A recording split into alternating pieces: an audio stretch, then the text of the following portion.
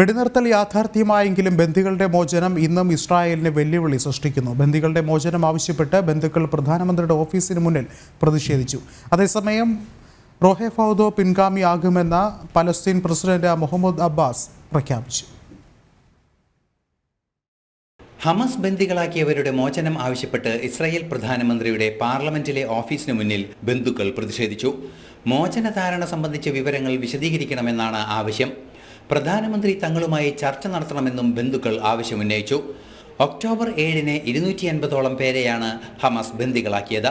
വിവിധ ഘട്ടങ്ങളിൽ 150 പേരെ തിരിച്ചയച്ചു. 100-ലേറെ പേർ ഇപ്പോഴും കസ്റ്റഡിയിൽ കഴിയുകയാണ്. ഈ പശ്ചാത്തലത്തിലാണ് പ്രതിഷേധം ശക്തമാകുന്നത്. അതിനിടയിൽ പാലസ്തീൻ പ്രസിഡന്റ് മുഹമ്മദ് അബ്ബാസ് പിൻഗാമിയെ നിശ്ചയിച്ചു. റോഹൈ ഫാത്വോ ആണ് പിൻഗാമിയായി തെരഞ്ഞെടുക്കപ്പെട്ടത്.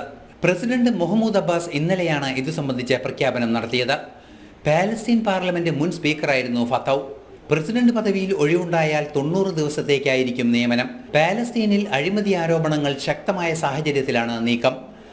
മുഹമ്മദ് അബ്ബാസ് രാജിവെച്ചേക്കുമെന്ന സൂചനകളും പുറത്തുവരുന്നുണ്ട്. ഇന്റർനാഷണൽ ഡെസ്ക്, ജനം.